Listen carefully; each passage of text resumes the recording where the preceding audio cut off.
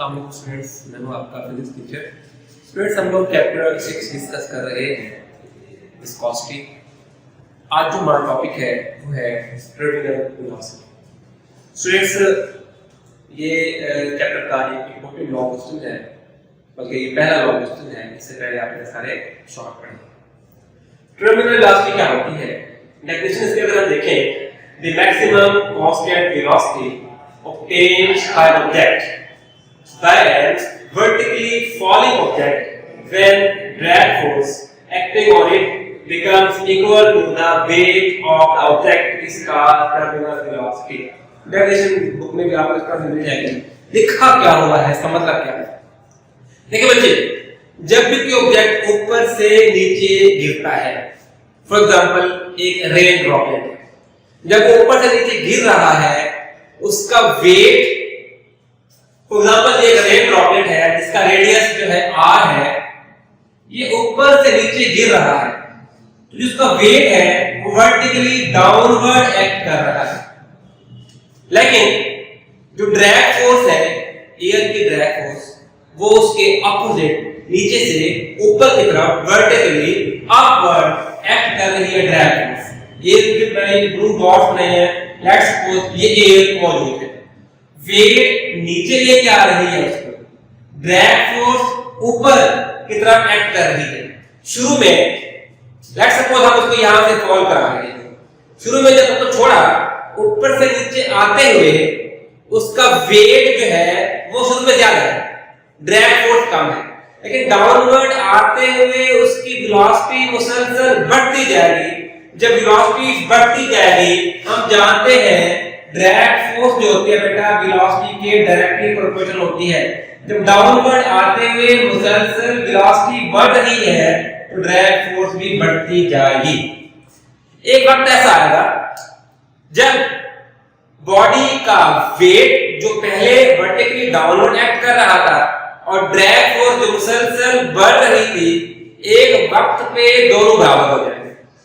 जब दोनों फोर्सेस बराबर हो जाएगी उस टाइम नेट फोर्स जीरो हो जाएगी।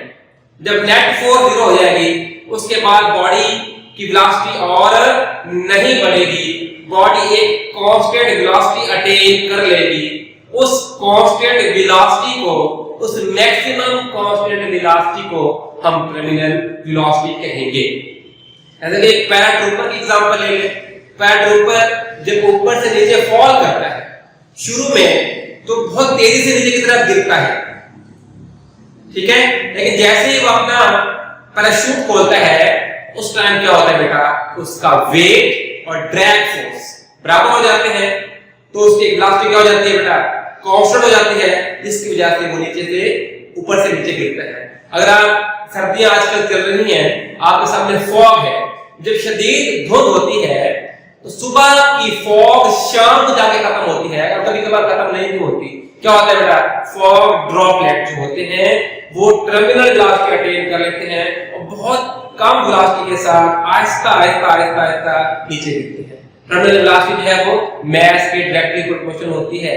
इतना मास ज्यादा होगा उतना टर्मिनल वेलोसिटी ज्यादा होगी, इतना मास कम होगा उतनी टर्मिनल वेलोसिटी क्या होगी, कम होगी। आइए हम लोग इसका एक्सप्रेशन, इसकी मैथमेटिकल फॉर्म ड्राइव करते हैं।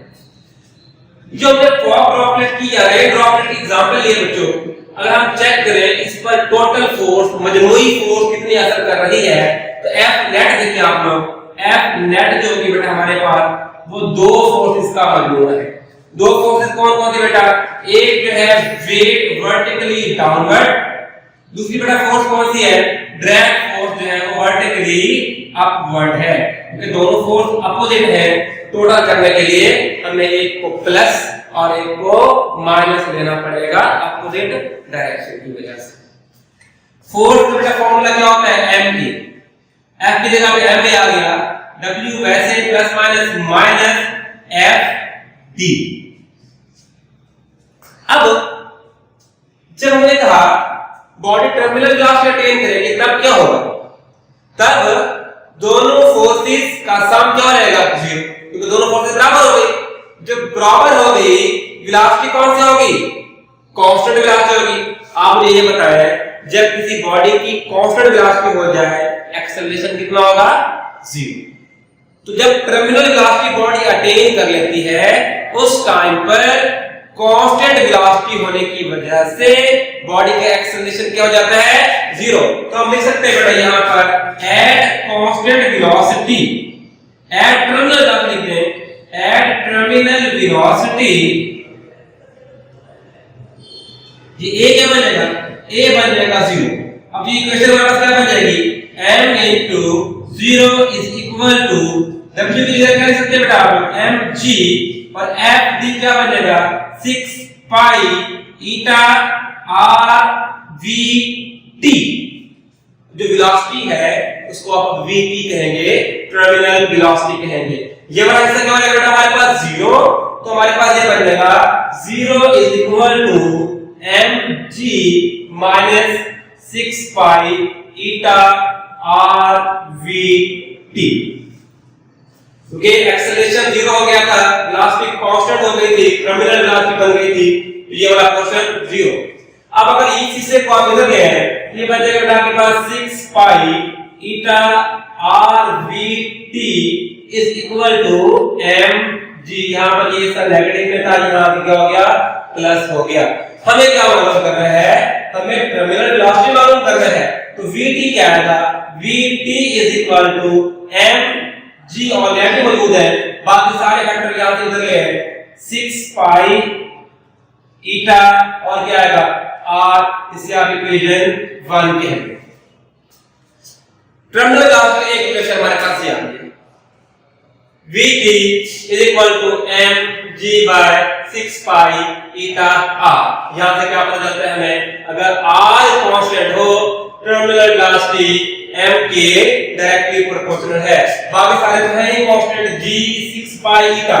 अगर r कांस्टेंट हो, रेडियस भी कांस्टेंट हो, तो यहां से ये रिजल्ट निकलता है terminal velocity is proportional to m। इसको आपको याद रखना है। अब हमें m की वैल्यू मालूम करनी है।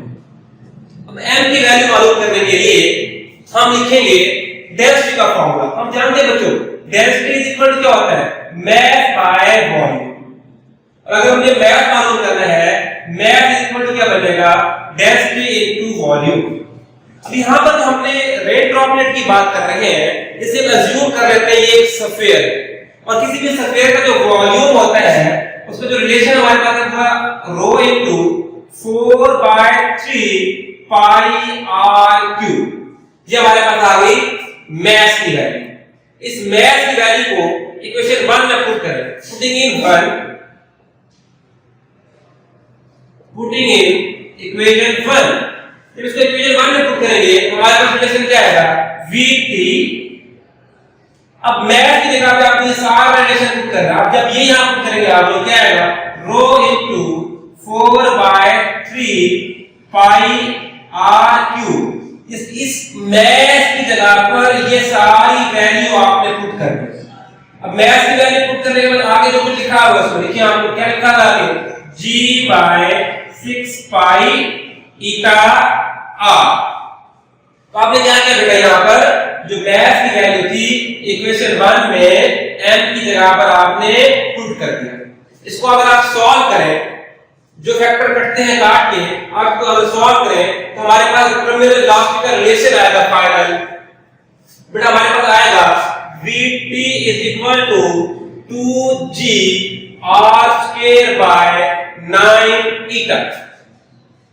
कि बेटा हमारे पास इस इक्वेशन को सॉल्व करके जो फैक्टर कटते हैं काट के, 4 और 6 को कैंसिल करके जो बाकी बचेगा 3 3 9 करके, ये हमारे पास फाइनल फार्मूला आ गया टर्मिनल वेलोसिटी का। देखिए अगर इसमें हमारे पास 2g 9 eta ये सारे फैक्टर कांस्टेंट है, तो मतलब यहां से क्या आएगा, टर्मिनल वेलोसिटी जो है वो r स्क्वायर के डायरेक्टली प्रोपोर्शनल है। अब यहां से हमारे पास रिलेशन आया था टर्मिनल वेलोसिटी मास के डायरेक्टली प्रोपोर्शनल है, यहां से आ रहा है टर्मिनल वेलोसिटी r स्क्वायर के डायरेक्टली प्रोपोर्शनल है। तो याद रखिएगा अगर रेडियस कांस्टेंट होगा तो यहां पर लिख दूं if r is constant, if r is equal to constant, अगर r कांस्टेंट होगा तो टर्मिनल वेलोसिटी मास के डायरेक्टली प्रोपोर्शनल है। लेकिन अगर mass constant होगा if m constant, अगर mass constant होगा तब जो है टर्मिनल वेलोसिटी r के r स्क्वायर के डायरेक्टली प्रोपोर्शनल है। मुझे इस सवाल को प्रैक्टिस कीजिएगा, कोई भी बात हो, कोई भी क्वेश्चन हो बेटा उसको पूछिएगा।